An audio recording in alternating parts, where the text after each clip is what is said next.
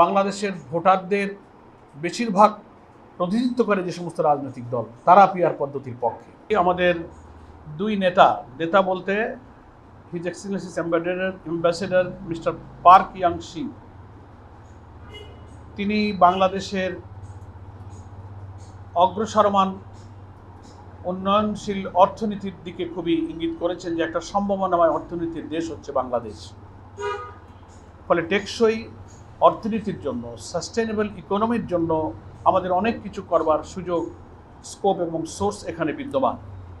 বিশেষ করে তিনি তৈরি পোশাক শিল্পের যে সম্ভাবনা, আমাদের বিশ্বের একটা প্রধান তৈরি পোশাক শিল্পের রপ্তানিকারক দেশ হিসেবে বাংলাদেশের সারা দুনিয়াতে সম্ভাবনার কথা তিনি উল্লেখ করেছেন। সেক্ষেত্রে আমাদের এই রপ্তানির শুল্ক অর্থাৎ ট্যারিফ সম্পর্কে বাংলাদেশের বিদ্যমান সমস্যাটা যাতে দ্রুত সমাধান করা যায় সে সম্পর্কে তিনি আশাবাদ ব্যক্ত করেছেন। আমরাও আশাবাদ করেছি। সানবিট সব দিবে সামাল।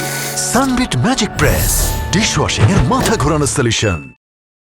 উই আর হোপফুল, আশা করা যায় এটা একটা সহনীয় পর্যায়ে ট্যারিফটা আমাদের জন্য নির্ধারিত হবে।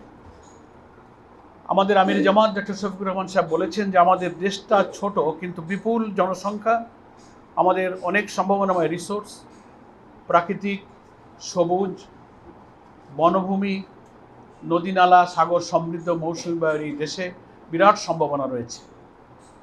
আমরা যদি সৎ নেতৃত্ব এবং একটি সুষ্ঠু দেশ গঠনের জন্য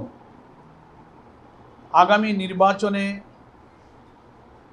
বিভিন্ন সংস্কারের মধ্য দিয়ে একটা গণতান্ত্রিক উন্নয়নশীল সম্ভাবনাময় দেশ গঠনের যে প্রচেষ্টা চালিয়ে যাচ্ছি, সেক্ষেত্রে সম্ভব হলে আমরা এই দেশটাকে একটা করাপশন ফ্রি, একটা সাস্টেনেবল ইকোনমির দিকে নিয়ে যেতে পারি। এ ব্যাপারে আমাদের সম্মানিত আমির জামাত ওনার কাছে আশাবাদ ব্যক্ত করেছেন। কোরিয়ার অ্যাম্বাসেডর জানতে চেয়েছেন আগামী নির্বাচন, দেশের রাজনৈতিক পরিস্থিতি, সংস্কার পরিস্থিতি, নির্বাচন ইত্যাদি সম্পর্কে কিছু প্রশ্ন করেছেন। সে ব্যাপারে আমাদের সম্মানিত আমির জামাত বাংলাদেশের এসব বিষয়ে যে তথ্য সকলেই আমরা যেটা জানি সেগুলো উনি অবহিত করেছেন যে আমরাও একটা গুরুত্বপূর্ণ মেজর ইস্যুতে সংস্কার করে একটা ঐক্যমত্য পর্যায়ে পৌঁছবার জন্য সরকার যে সহযোগিতা করে যাচ্ছি, জামাতের প্রতিনিধি দল ঐক্যমত্য কমিশনে প্রতিদিন নিরবিচ্ছিন্নভাবে সেখানে সময় দিচ্ছেন। আমরা আশা করি একটা ঐক্যমতের ভিত্তিতেই আগামী নির্বাচনে একটা সুষ্ঠু নিরপেক্ষ নির্বাচনের পরিবেশ ইনশাল্লাহ তৈরি হবে। এবং আমাদের তরফ থেকে বলা হয়েছে, উনিও প্রশ্ন করেছিলেন নির্বাচনের দিনক্ষণ সম্পর্কে, নানান রকম খবর তো পত্রপত্রিকায় প্রকাশিত হচ্ছে, ফেব্রুয়ারির দিকে নির্বাচন হতে পারে। আমাদের আমির জামাত বলেছেন এই ধরনের প্রস্তাব রমজানের আগে নির্বাচনের এই প্রস্তাব আমাদের পক্ষে থেকেই আগে ছিল। তো সেসব বিষয়গুলো খুব খোলামেলা আলোচনা হয়েছে। নির্বাচনে পিআর পদ্ধতি প্রয়োগের সম্ভাবনা নিয়ে আলোচনা হয়েছে।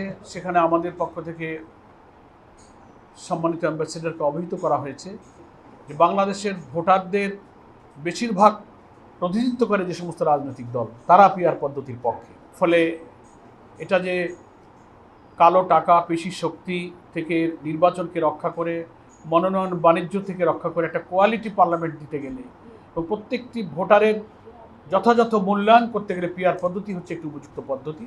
এ সম্পর্কে ঘরোয়া আমাদের দৃষ্টিভঙ্গিটা তিনি সেখানে উল্লেখ করেছেন। এই মোটামুটি এসব বিষয়ে আলোচনা হয়েছে। এবং কোরিয়া, চীন, জাপান, পার্শ্ববর্তী সব দেশগুলো আমাদের যে উন্নয়ন অংশীদার, তার মধ্যে কোরিয়াও আমাদের একটা অন্যতম উন্নয়ন অংশীদার।